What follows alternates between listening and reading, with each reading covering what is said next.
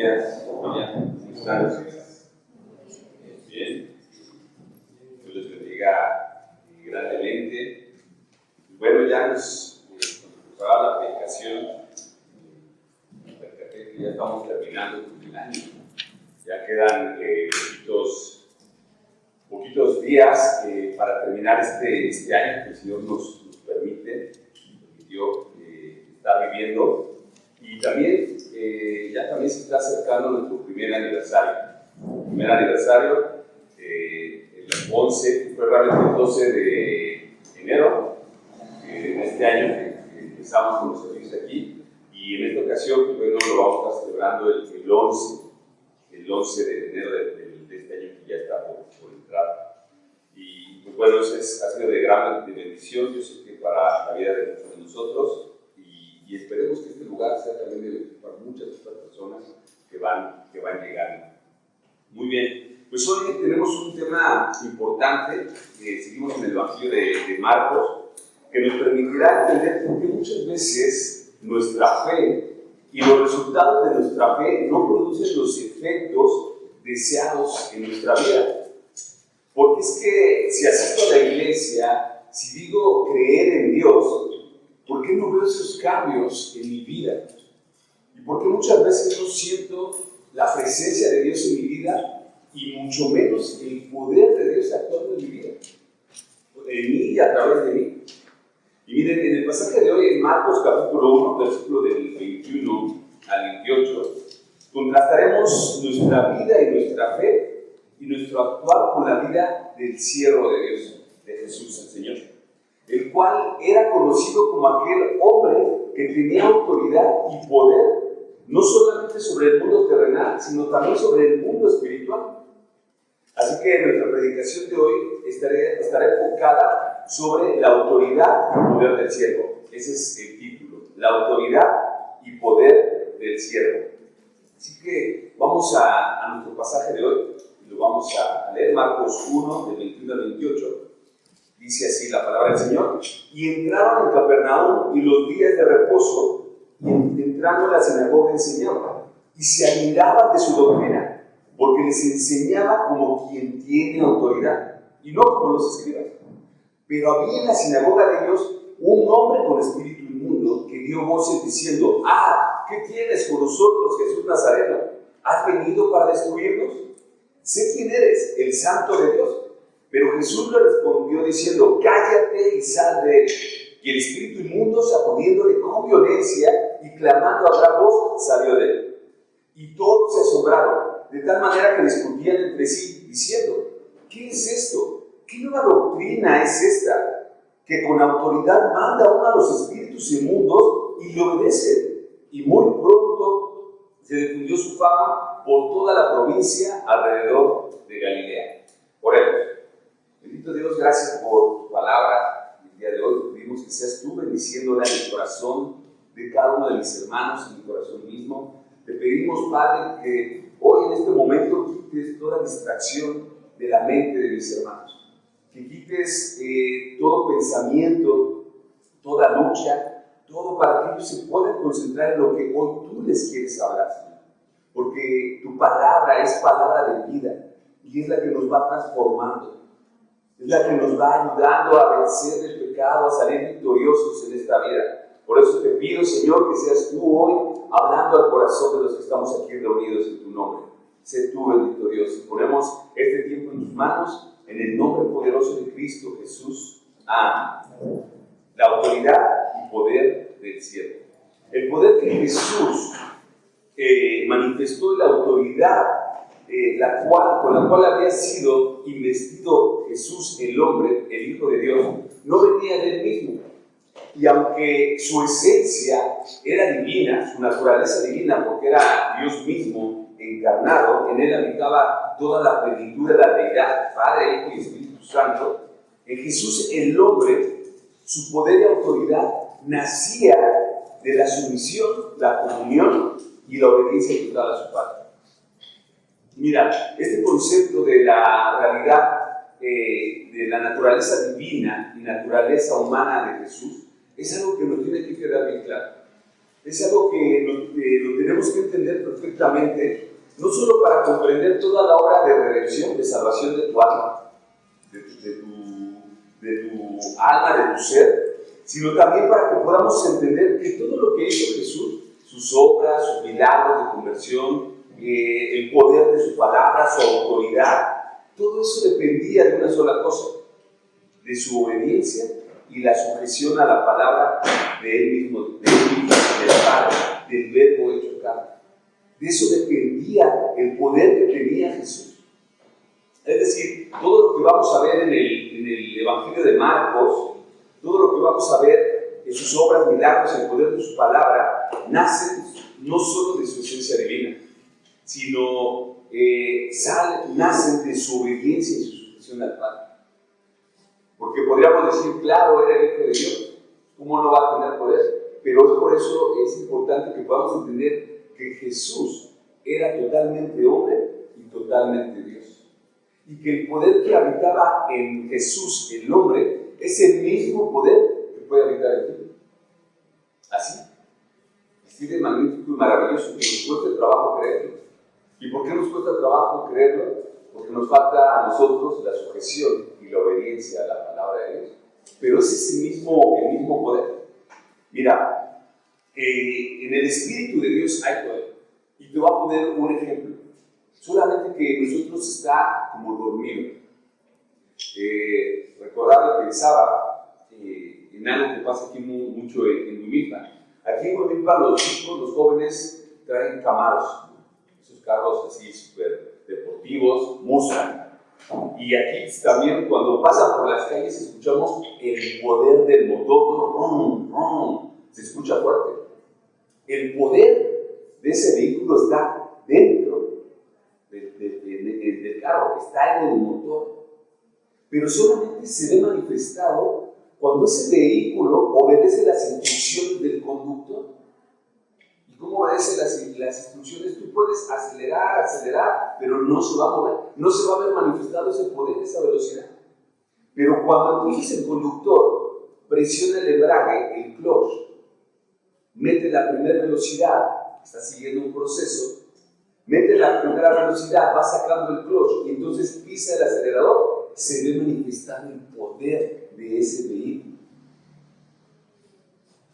Si el vehículo se queda ahí parado, se ve bonito. Qué padre, wow. Podría decir, ese vehículo es poderoso, tiene un motor poderoso, pero no lo vas a ver manifestado si no cumple con ese proceso. Si no obedece a su conductor, pasa lo mismo con nosotros. El creyente tiene un poder grandioso dentro de él, el poder del Espíritu Santo, pero no se va a ver manifestado si no se sujeta al conductor, si no obedece, si no sigue procesos. ¿Te das cuenta?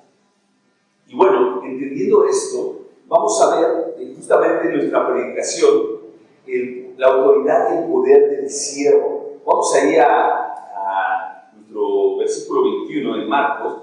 Fíjate, dice así: y entraron en Capernaum, y los días de reposo, entrando a la sinagoga, enseñaba. Está hablando de Jesús. Y se admiraban de su doctrina, porque les enseñaba como quien tiene autoridad, y no como los escribas, es decir, no como los religiosos. Para poder entender el por qué decían esto de Jesús, que él enseñaba como quien tiene autoridad, va a ser necesario que nos dirijamos a un pasaje paralelo del Evangelio de Lucas. Acompáñenme ahí a Lucas, capítulo 4, versículo del 1 al 13. Como les decía cuando empezábamos estas predicaciones, esta serie de predicaciones, los evangelios, cada uno de los evangelios están relacionados entre sí. Comparten muchas veces los mismos pasajes, las mismas historias, algunos contados de manera un poquito diferente, vistas desde el otro autor, en este caso Lucas y sus investigaciones que hizo. Pero va a hablar justamente de este momento que pasó Jesús. Mira, dice versículo 1, Lucas 4:1, dice: Jesús, lleno del Espíritu Santo, volvió del Jordán y fue llevado por el Espíritu al desierto por 40 días. Y era tentado por el diablo, y no comió nada en aquellos días pasados, los cuales tuvo hambre. Mira, Jesús estaba lleno del Espíritu Santo. Si recuerdas, Jesús recién había sido bautizado, lo vimos hace un par de semanas con nuestros hermanos. Recién había sido bautizado y Dios Padre lo había confirmado cuando salía de las aguas del bautismo. ¿Recuerdas? Que dijo Jesús, escuchó una voz del cielo que dijo: "Este es mi hijo amado en el cual tengo, o en quien tengo complacencia". De tal manera que Jesús, el hombre, como él mismo se hacía llamar, resaltando su humanidad, Jesús, el Hijo de Hombre, estaba iniciando su ministerio con la autoridad y con la aprobación de su Padre. Pero de la mano de esa autoridad que venía el poder del Espíritu Santo. Poder que solamente se gana con la obediencia a la palabra de Dios. Pero ¿qué crees? Esa autoridad y ese poder tenía que ser probado. Tenía que ser probado. Es por eso que fue llevado por el mismo Espíritu al desierto. Jesús le dijo al hombre, Jesús, el Hijo del Hombre, tenía que ser probado. Y mira, tenía que ser probado no porque Dios dijera, Dios Padre, híjole, tengo que probar a Jesús para ver si realmente es Él.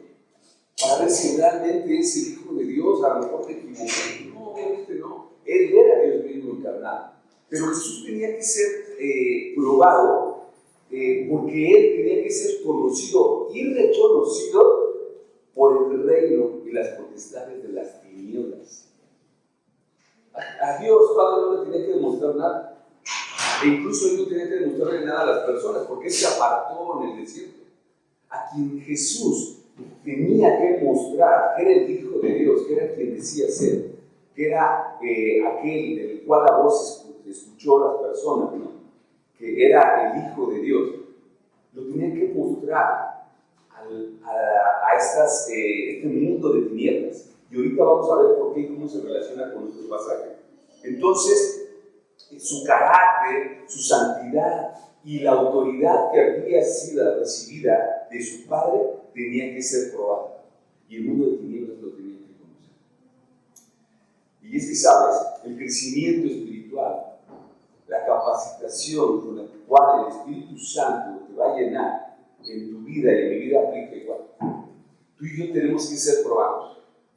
Pero en nuestro caso, no es como Jesús. Nosotros sí tenemos que ser probados para ver si realmente somos hijos de Dios. En nuestro caso sí aplica así. Decía el mismo Señor, ¿no? Por sus frutos los conocemos. Entonces, en nuestro caso es así. Tú y yo somos probados también. Cada uno, cada que tú vas a escalar un peldaño en tu crecimiento espiritual, van a venir pruebas. Van a venir pruebas, vas a tener que ser probado para ver si realmente eres hijo de Dios o si estás aprobado para ese siguiente peldaño espiritual. Y sabes, así como Jesús, también nosotros somos llevados al desierto. Cuando tú recibes al Señor, cuando te arrepientes de tus pecados, incluso cuando te bautizas, empiezas a vivir de ahí en adelante una vida complicada que estás pasando por tu desierto. Y entonces el enemigo, Satanás, va a empezar a probar. Ahí va a depender de ti, de realmente si te vas a sujetar a la palabra de Dios, si vas a tener como Jesús, porque Jesús se apartó del desierto y dice la palabra que ayunaba, oraba y meditaba en la palabra de Dios. Entonces ahí es donde vamos a mostrar si realmente somos hijos de Dios. Ahora mira, del versículo 13 al 12 aquí en Lucas, vamos a ver cómo es que Jesús en su naturaleza humana fue tentado. Y fue tentado en varias formas. Fíjate, Satanás estratégica y sistemáticamente tentó el alma del Señor, porque Jesús el hombre tenía un alma. Por eso dice también la Escritura que nosotros somos hechos imagen y semejanza de él, intelecto, emociones y voluntad. Entonces él fue tentado en su intelecto, emociones y voluntad. Y fíjate, la estrategia que utilizó Satanás es la misma estrategia que utilizó con Eva en el Edén, cuando la sedujo e hizo que comiera del fruto. Solo que Eva y Adán cayeron, pero Jesús no. Y mira, primeramente vamos a ver cómo Satanás tienta a Jesús. Lo primero que le dice ahí en el versículo 3,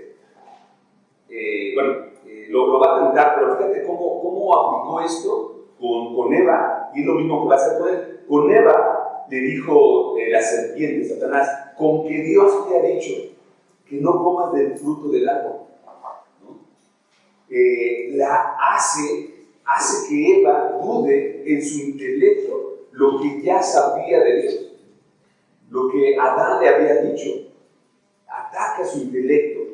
Después, en su emoción, Satanás le dijo: lo que pasa es que si comes del fruto serás como Dios. Eso le dijo la serpiente. Eva se emocionó. ¿Fue tentada en qué? En su corazón. Y una vez que Eva fue tentada en su intelecto, que le hizo dudar de lo que Dios había dicho, que le emocionó porque le dijo: lo que pasa es que Dios no sabe que si comes del fruto vas a ser como Dios, le emocionó. En ese momento la cautivó y entonces tomó su voluntad. ¿Y qué hizo Eva? Fue y tomó del fruto. De tal manera que Satanás tenía solo intelecto, emociones y voluntad. ¿Cuántas veces no te ha pasado a ti eso? Bueno, Satanás tomó totalmente el alma de Eva. Y esto es lo que quería hacer con Jesús. Pero aquí la cosa cambió. Ahora sí, versículo 3 de Lucas dice: entonces el diablo dijo: si eres hijo de Dios, di a esta piedra que se convierta en pan. Fíjate, Satanás directamente se va a la yugular, al punto más débil de Jesús. ¿Por qué? De Jesús la carne. ¿Por qué? Tenía 40 días sin probar alimento. ¿Qué atacó ahí el Señor? El demonio atacó la voluntad de Jesús. Lo que atacó de él fue ese punto de toma de decisiones. Dijo: este está débil en la carne. Y si ahorita le ofrezco que coma, que haga, que convierta una piedra en pan, lo voy a tomar, lo voy a agarrar. Pero, ¿qué pasa? El Señor, esos 40 días, estuvo orando, ayunando, y estuvo meditando en la palabra de Dios. Entonces, si te das cuenta, Satanás te va a atacar por esas debilidades que hay en tu vida, por esas necesidades no cubiertas. Ahí es donde va Satanás a dirigir sus dardos de fuego. Yo te pregunto: ¿cuáles son tus necesidades no cubiertas? ¿Cuáles son? La necesidad de la pareja, el amor, tus necesidades económicas, el dinero, tu necesidad de reconocimiento, tu ego. Ahí es donde Satanás va a dirigir sus dardos de fuego. ¿Y qué es lo que hizo con Jesús? Habían pasado, como te digo, varios días sin probar alimento y pensó a través del hambre. Pero ¿qué pasó? Mira, el Señor Jesús estaba preparado para este momento por el ayuno, la oración y la meditación que había hecho. Y Jesús, ante esta tentación, fíjate lo que contesta. Bueno, a la pregunta de Satanás: si eres hijo de Dios, di a esta piedra que se convierta en pan. Pero en el versículo 4, Jesús respondiendo le dijo: escrito está, no solo de pan vivirá el hombre, sino de toda palabra de Dios. Jesús se había preparado y respondió con la palabra de Dios. No con lo que él pensaba, se imaginaba, no, con la palabra de Dios. Porque ahí toma un versículo de Deuteronomio 8, versículo 3. Utilizó la misma palabra de Dios para responderle a Satanás. Escrito está, no solo de pan vivirá el hombre. Y mira, y aquí hay algo interesante. Lo que responde Jesús no solamente fue una palabra que tomó de la Biblia, y con esto le respondo no, sino esa palabra que tomó es algo que él practicaba. ¿Cómo? Justamente había estado ayunando los 40 días. Contestó de algo que él no solamente sabía y recordaba de la palabra de Dios, sino de algo que estaba practicando. Eso no es religión. La religión es cuando hablas de algo que no practicas. Pero Jesús habló de algo que sí practicaba. Tenía 40 días en ayuno. Por voluntad propia, claro. No podría haber comido. Pudo haber hecho como Juan el Bautista, alimentarse de miel, de langosta, de grillo. Pero él habló de algo que practicaba. No como los religiosos que hablan de algo que no practican. Dice: no solo de pan vivirá el hombre, sino de toda palabra de Dios. Y claro, cuando dice esto, no solo de pan vivirá el hombre, sino de toda palabra de Dios. Claro, él había estado meditando en el desierto la palabra de Dios. Es lo que lo había mantenido vivo. Porque ¿quién aguanta 40 días? ¿Qué es lo que lo mantuvo vivo? La palabra de Dios. Y esto, pues, nuevamente, vuelve a hablar de lo que practicaba, de meditar en la palabra de Dios. Eso es autoridad. Versículo 5 dice: y le llevó el diablo a un monte alto y le mostró en un momento todos los reinos de la tierra. Y le dijo el diablo: a ti te daré toda esta potestad y la gloria de ellos, porque a mí me ha sido entregada y a quien quiero la doy. Si tú postrado me adorares, todos serán tuyos. Satanás ahora estaba atacando el corazón. ¿Te das cuenta? El mismo proceso que con él. Estaba atacando el corazón, la emoción, dirigiendo su tentación a la emoción y al ego. A ti te daré toda potestad, este poder y la gloria de ellos. El ser humano siempre está buscando salir y sobresalir por encima de los demás. Siempre. Su ego siempre está al máximo, buscando su propia gloria. Ser visto por los demás, complacer sus deseos lujuriosos y carnales, sin importar a quién daña. Mira, por lujuria, entiende no solamente en un contexto sexual. Lujuria, lujo, la palabra lujo que tú conoces, viene de la misma raíz de lujuria. Y eso tiene que ver con deseos excesivos. Si tú, por ejemplo, tuvieras tu casa con incrustaciones de oro, puertas de la mejor madera, o sea, con lujos excesivos, tú serías un lujurioso. ¿Te das cuenta? No solamente en el contexto sexual. Entonces, le ofrece esto. Pero, ¿qué pasa? Jesús, a eso no le importaba. ¿Qué hará de nosotros? ¿Qué te ha ofrecido a ti Satanás en esta vida que tú has estado dispuesto a entregarle a él para obtenerlo? ¿Qué es lo que te ofrece día a día? Y que tú no haces nada por detenerlo. Acuérdate que él no te va a ofrecer nada. Nadie te ofrece nada sin pedirte algo a cambio. Absolutamente nada. ¿Por qué crees que los ídolos también cumplen milagros? Y tú escuchas a personas, y es que yo creo en tal ídolo, en tal santo, en tal cosa, y les cumplen milagros. Claro que cumplen milagros, porque ahí hay poder, más que el poder es del enemigo. Y al principio te los da esos milagros, pero ¿qué pasa? Te los va a cobrar con creces.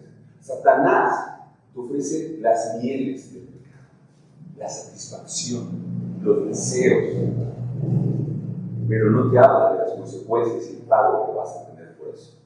De eso no te habla. Entonces, es increíble cómo Satanás trata de engañar a Jesús. Versículo 8. Respondiendo, Jesús le dijo: vete de mí, Satanás, porque escrito está: al Señor tu Dios adorarás y a Él solo servirás. Jesús le vuelve a contestar utilizando la palabra de Dios: escrito está. Y en esta ocasión se refiere a Deuteronomio capítulo 6, versículo 13. Y Satanás sigue insistente, versículo 9 dice: y le llevó a Jerusalén y le puso sobre el pináculo del templo y le dijo: si eres hijo de Dios, échate de aquí abajo, porque escrito está. Fíjate qué increíble. Fíjate lo que está pasando. Satanás ahora está utilizando la palabra de Dios. Y lo que venía diciendo Jesús, porque escrito está, ahora Satanás dice: yo también me la sé, porque escrito está. Y entonces empieza a utilizar y menciona el Salmo 91, 11. Esto lo menciona para atacar y querer engañar al Señor. Satanás trata de atacar el intelecto ahora de Jesús, ¿no? Utilizando la misma palabra. Dice: ok, a este le gusta jugar con la palabra, o a Jesús le gusta utilizar la palabra, ahora yo también la voy a utilizar. Muchas veces no hace el enemigo lo mismo contigo, ¿no? Ya andamos buscando versículos bíblicos para pecar. No, pero ¿cómo hago esto? ¿Con qué me excuso para poder pecar? Y utilizamos la Biblia, ¿no? Bueno, esto mismo estaba haciendo Satanás. Él no tiene problemas con utilizar la Biblia. Eso que vemos en las películas de que se acerca un padrecito y le enseña la Biblia al que va a exorcizar y se chamusca. tú le enseñas la vida a Satanás y no hay autoridad en tu persona, él se va a burlar de ti. Tiene que haber autoridad y el poder del Espíritu Santo. Entonces, el diablo le cita la Biblia y le dice: si eres hijo de Dios, échate de aquí abajo, porque escrito está: a sus ángeles mandará cerca de ti que te guarden. Y si te das cuenta, ahí hay una coma y hay un espacio, se abre un silencio. ¿Qué hizo Satanás? Se brinca un versículo del Salmo 91, 11, para acomodárselo. Dice la frase: porque escrito está, a sus ángeles mandará cerca de ti que te guarden, y en las manos te sostendrá para que no tropieces con tu pie en piedra. Es decir, está tergiversando la palabra de Dios, le quita un versículo y le dice: aviéntate, finalmente escrito está, en las manos te sostendrá para que no tropieces en piedra. Pero eso no dice el Salmo 91, 11. Lo que dice: porque escrito está, a sus ángeles mandará cerca de ti que te guarden, en todos tus caminos. Eso es lo que realmente dice. Pero fíjate, Satanás cómo tergiversó la palabra. Y entonces le quita eso, ¿para qué? Para tratar de engañarlo. Y qué interesante. El diablo quiso utilizar el mismo método de Eva, como te decía. Que dijo Satanás: ahorita le aviento a 2 o 3 versículos, que es lo que le gusta, lo engaño, lo manipulo y listo, me lo echo a la bolsa. Pero no sabía que él era el Rey de Reyes y Señor de Señores. Con él no iba a poder. Y aquí justamente, fíjate, el versículo 12, lo que le responde Jesús, le dijo: dicho está, no tentarás al Señor tu Dios. Ahora lo que menciona Jesús fue de Deuteronomio 6:16. Hace esta referencia. Entonces, en el versículo 13, dice: cuando el diablo hubo acabado toda tentación, se apartó de él, se apartó de Jesús, dice, por un tiempo. Mira, Satanás huyó. ¿Y por qué huyó? Porque el Señor en todo momento le contestó con autoridad. ¿Y qué le daba la autoridad? La palabra de Dios. No fue lo que él pensaba, sus experiencias, su vida, no, fue la palabra de Dios. Someteos pues a Dios, resistid al diablo y él huirá de vosotros, lo decía Santiago. Sométete a Dios en obediencia, resiste los ataques del enemigo y él tarde o temprano va a huir de ti. Y tú lo puedes experimentar. Es increíble. Bueno, con todo esto Jesús mostró a través de esta prueba en el desierto quién era él. Y mostró que el poder del Espíritu Santo habitaba en él. ¿Por qué? A través de la obediencia. Entonces, esto es algo increíble, ¿no? Porque lo vamos a ver ahorita en Marcos. Justamente este endemoniado que leíamos en Marcos lo reconoce y le dice: tú eres el santo de Dios. Lo reconoce como el ungido. ¿Y por qué lo reconoce? Porque Jesús había sido, te digo, probado en el desierto por Satanás. Y ahí había mostrado que él era el santo de Dios. Y entonces, si Satanás lo sabía, todos los demonios lo sabían. Entre ellos se comunican. Entre ellos se comunican. Ok, ahora sí regresamos a Marcos 1:23. Y con esto que acabamos de ver, ahora sí podemos entender por qué este hombre, o estos hombres en la sinagoga, se admiraban de su doctrina y decían que enseñaba como quien tiene autoridad. Y además entendemos por qué, como te decía, el espíritu inmundo sabía quién era él. Versículo 21, volvemos a leer. Dice: entrando en Capernaum y los días de reposo, entrando en la sinagoga enseñaba. Y se admiraban de su doctrina, porque les enseñaba como quien tiene autoridad y no como los escribas.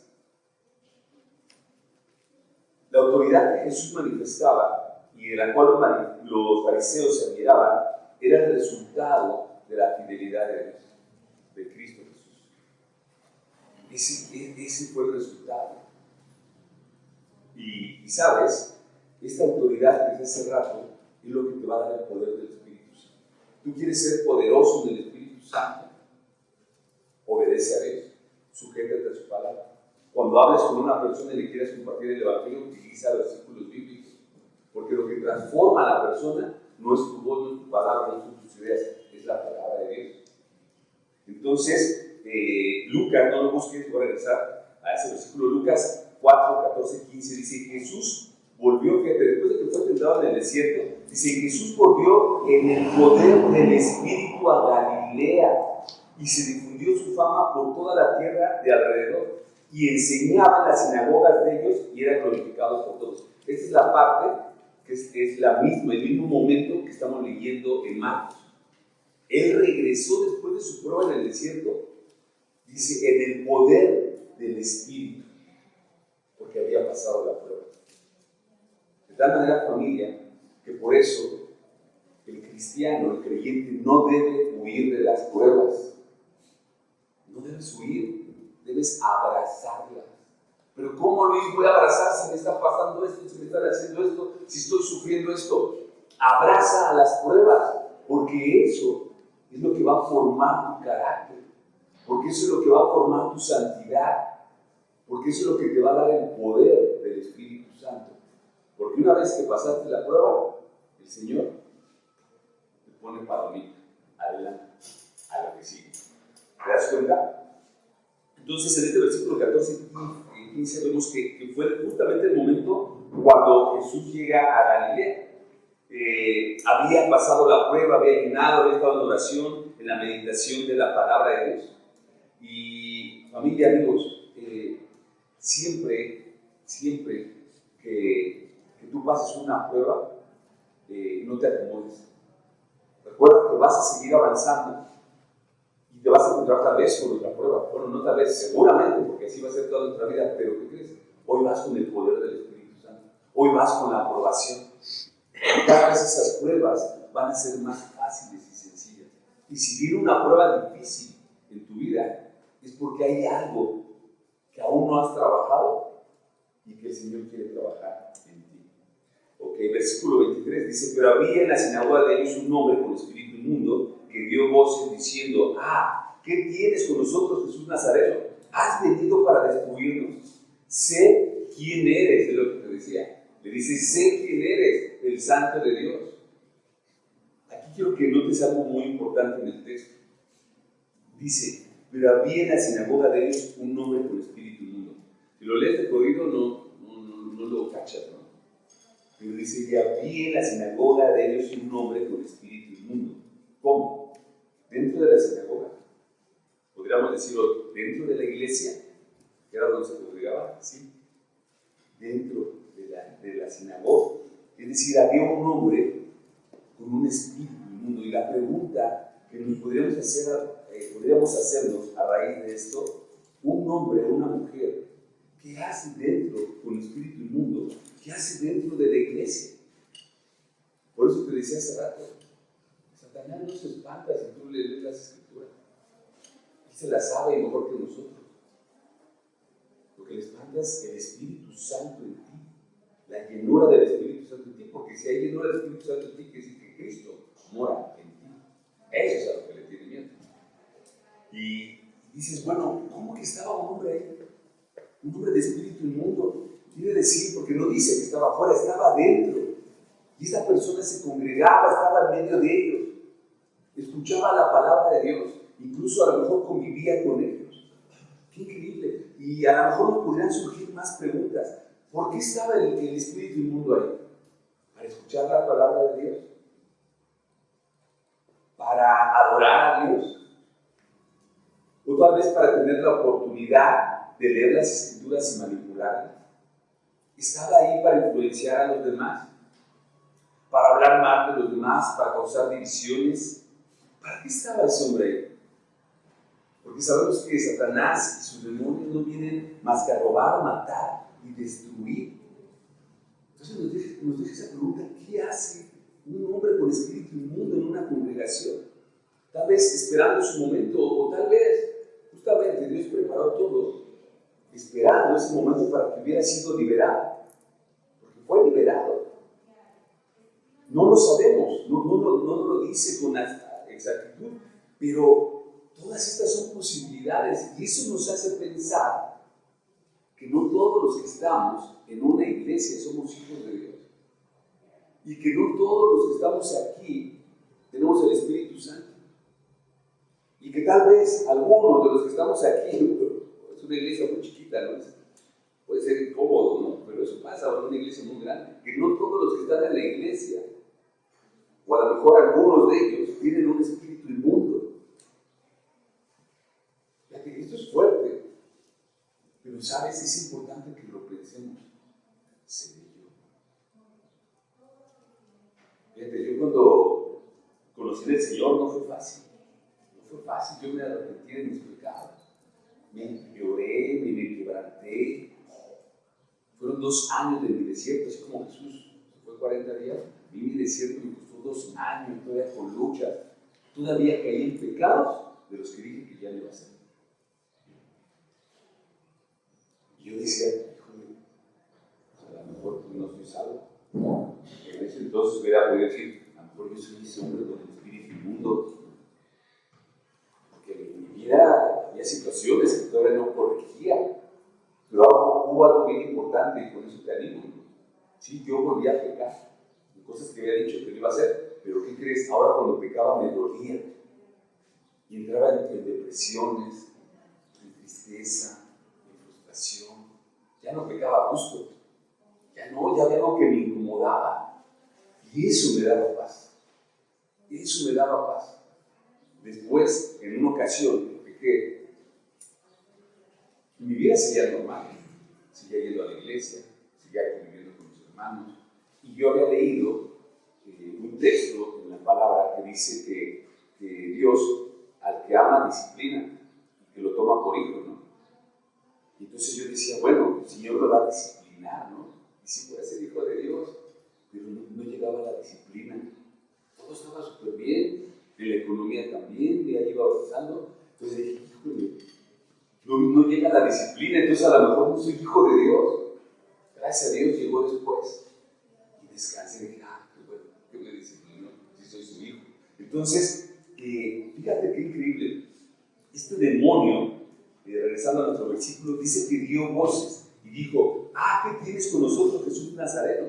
¿Has venido para destruirnos? Sé quién eres, el Santo de Dios. Algo muy interesante que podemos discernir aquí es que ese espíritu inmundo sabía quién era Jesús e incluso sabía que venía de Nazaret.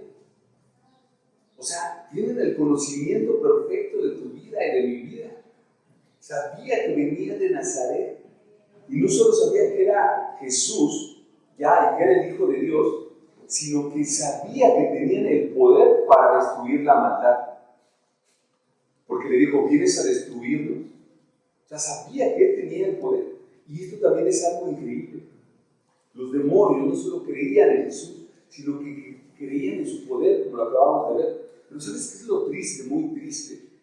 Que muchas veces nosotros, como seres humanos, cuando hay problemas, recurrimos a los demonios en vez de a Jesús. ¿Cómo es esto? ¿Cómo que recurrimos a los demonios? Acuérdate, todos los demonios sabían quién era Jesús y que tenía poder para destruir la maldad. Pero el ser humano, muchas veces en vez de recurrir a Jesús, y han escuchado de Jesús, y saben que en Jesús hay sanidad y hay liberación, recurren a los demonios en vez de Jesús. ¿Cómo? Los demonios del tarot, los demonios de las limpias, los demonios de la bruja blanca, los demonios de las adivinaciones, del horóscopo. Y es triste porque cuando le decimos a las personas, mira, yo sé lo que estás pasando, si estás siendo oprimida por los demonios, ven a Jesús. Él es el único que te puede liberar. Él es el único que te va a liberar. Pero las personas no creen y nada más te dan el avión. Sí, ya voy a la iglesia. Sí, ya voy a ir. Pero después te enteras que fueron al tarot, que fueron con la que les adivina, que fueron con la que les hace ahí la limpia. Lo increíble es que recurren al demonio, a los demonios, que saben perfectamente los demonios, que no tienen poder, que tienen poder es Jesús. Y esas personas van con el que no puede hacer nada, en vez de ir con el que puede destruir la maldad.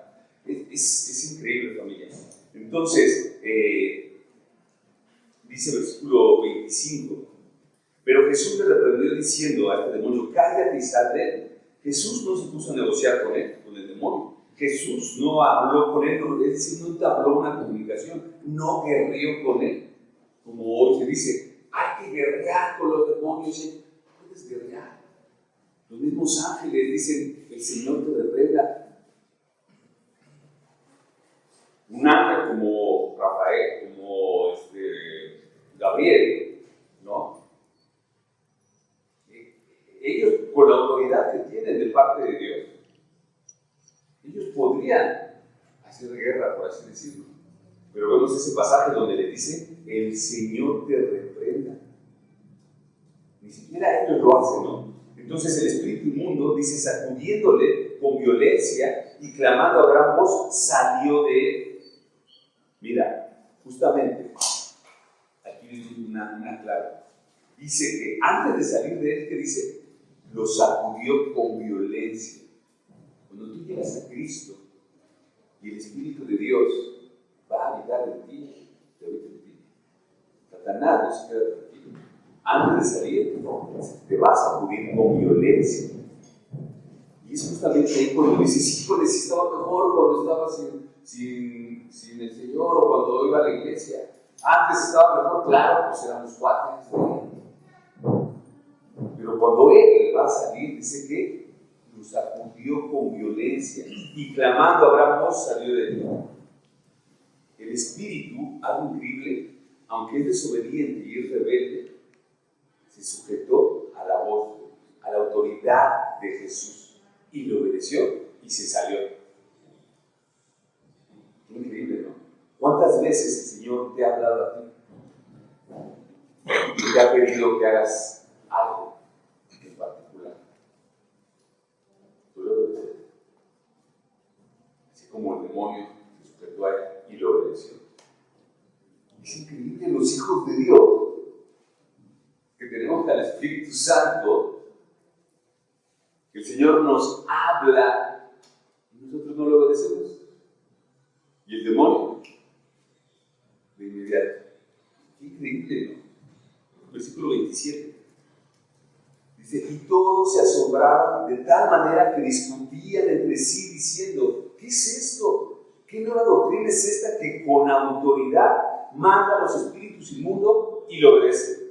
Y muy pronto se difundió su fama por toda la provincia alrededor de Galilea.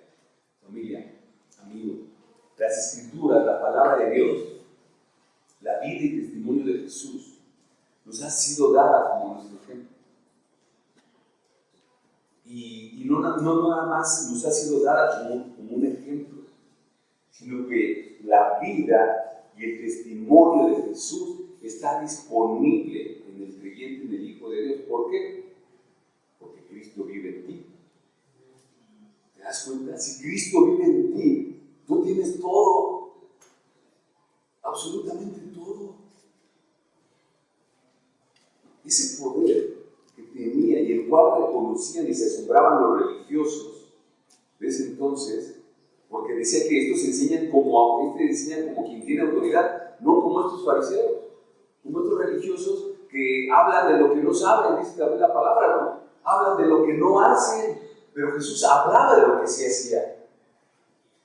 Entonces, cuando nosotros tomamos esa autoridad de la palabra de Dios, morimos a nuestra propia carne, dejamos entonces que el Espíritu Santo de Dios nos llene, porque algo importante lo hemos hablado acá, la llenura del Espíritu Santo no te va a venir en un concierto, la llenura del Espíritu Santo no va a venir por una emoción, la llenura del Espíritu Santo no viene de afuera hacia adentro, la llenura del Espíritu Santo viene de adentro hacia afuera. Cuando tú te consagras al Señor leyendo la palabra de Dios, escuchando predicaciones, en oración, en meditación, en ayuno, entonces ese Espíritu Santo, después de que recibimos al Señor, que andábamos con todo, con nuestro primer amor, y se hizo una llamita, ¿no? Pero cuando empezamos a alimentar esa llamita, que no se apaga porque el Señor prometió venir por nosotros, si lo recibimos primeramente, esa llamita empieza a crecer hasta que se convierte otra vez en fuego del Espíritu Santo, en poder del Espíritu Santo. Entonces la llenura viene de adentro hacia afuera. entra por nuestros sentidos, leyendo la palabra de Dios, por lo que escuchamos, por lo que hacemos para Cristo y en Cristo, y entonces nos alimenta y somos esas antorchas encendidas que pueden compartir de su fuego con el que está al lado, con el familiar, con el amigo, con el vecino, compartir del amor de Cristo. Cuando las iglesias hablan de un avivamiento, regularmente ese avivamiento del que hablan es a través de eventos. Y vamos a hacer el avivamiento, pero solamente son eventos. Yo en algún momento en la iglesia que estaba así, yo acudí a esos eventos de avivamiento. Claro, pues, llevaba un buen predicador, una excelente alabanza, wow, todo eso de la emoción, te hacía brincar, te hacía saltar y decía sí, ¿no? Me siento avivado, perfecto, y salía de la iglesia, wow, el avivamiento. ¿Y sabes cuánto duraba? Una semana. Ya para la otra semana ya otra vez andaba caído, haciendo otras cosas, se acababa. Porque ese es el avivamiento solamente de la eventitis, puros eventos. El avivamiento es personal, es de cada persona. ¿Hay avivamientos? Sí hay avivamientos. Pero ¿cómo se da ese avivamiento? Una llamita que crece, que se enciende, el fuego del Espíritu Santo, soy una antorcha, y entonces contagio a mi hermano que está apagado con su llamita, y entonces esa llamita empieza a encenderse, se convierte en antorcha, y ese hermano contagia a otro, y otro, y otro, y otro. Y entonces, en la iglesia tenemos un avivamiento. Pero si cada uno de nosotros no hacemos lo que tenemos que hacer, jamás va a producirse ese avivamiento. Jamás. Entonces, seamos nosotros los precursores. Seamos esa maderita de ocote, ¿no? ¿Cómo nos ayuda para cuando vamos a hacer la carne asada, ¿no? Necesitas esta herramienta de ocote, porque se enciende así y contagia todos los carbones. Seamos ocotes. Este mundo necesita de ocotes. ¿Quieres ser tú un ocote? Entonces, familia, para terminar, vamos a 1 Juan 5:18. Aquí el apóstol Juan, 1 Juan, capítulo 5, versículo 18, dice el apóstol: sabemos que todo aquel que ha nacido de Dios no practica el pecado, pues aquel que fue engendrado por Dios le guarda, y el maligno no le toca.